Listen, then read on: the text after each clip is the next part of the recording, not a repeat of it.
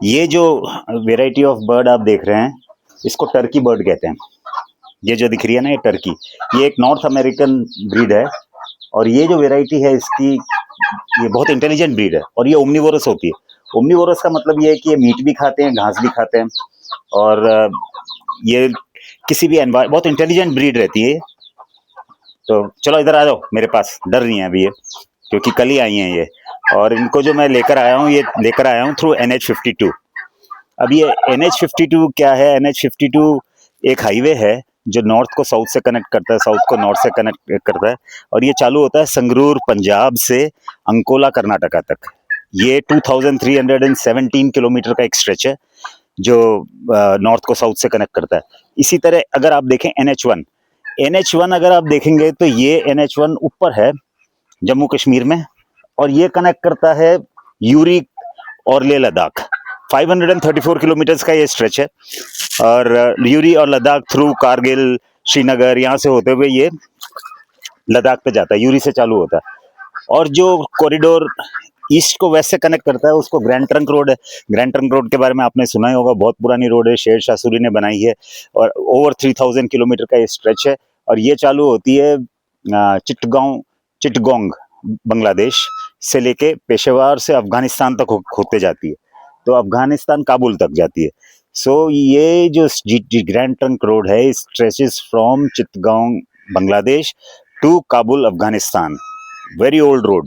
ये सब मैं इसलिए बता रहा हूँ क्योंकि जो CUET एग्जामिनेशन आपकी होगी, जिसमें जो जनरल पेपर होगा, जनरल पेपर के अंदर आपको जनरल नॉलेज आएगा।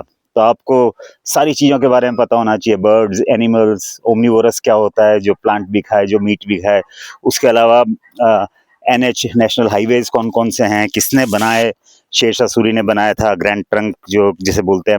और उसके अलावा अब जो जनरल पेपर आता है वो क्रॉस स्ट्रीम के लिए आता है जनरली, अगर आप लोग स्विच करना चाहते हैं from one stream to another. तो जब आप क्रॉस स्ट्रीम सब्जेक्ट्स देखते हैं तो जनरल पेपर आपका जो अभी आने वाला है CUET में PG वालों के लिए, उसके अंदर होगा general knowledge, general reasoning, logical reasoning, analytical skills, और लेटेस्ट क्या चल रहा है इस दुनिया में। तो ये जो सारी चीज़ें हैं ये इस जनरल पेपर के अंदर आएंगी।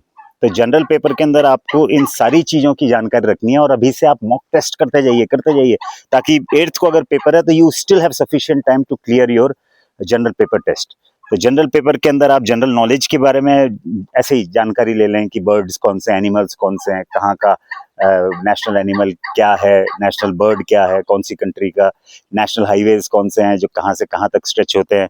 ये सब आ गया आपका जनरल नॉलेज के अंदर। जनरल रीजनिंग में आप पेन पेपर लेके आपको करना ही पड़ेगा। पिछले पुराने 25-24 के आप देखिए पेपर, और 25-24 के पेपर को आप सॉल्व कीजिए। तो मॉक टेस्ट जितने आप लेंगे उतना आप बेटर करेंगे। आपके MCQ टाइप्स क्वेश्चन आंसर्स आएंगे, और MCQ के अंदर there will be total 50 questions and 1 hour 60 minutes. 50 questions आपको अटेम्प्ट करना है, तो एटलीस्ट 40 तो आपको करने ही करने हैं। तो MCQ के अंदर कंप्यूटर बेस्ड टेस्ट है, CBT, तो सारे आपको सिर्फ टिक करना है, जैसे कंप्यूटर के अंदर click click click click click right answer. और राइट आंसर क्लिक करने की प्रोबेबिलिटी तब आपकी अच्छी होगी जब आप वेराइटी ऑफ चीज पढ़ेंगे।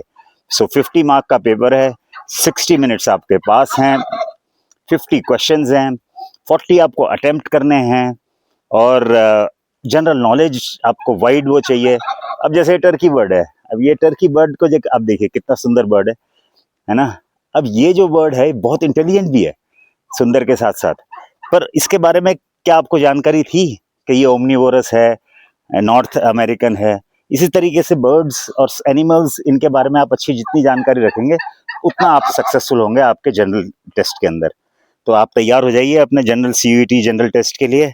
All the best for your examination, do well. नमस्कार।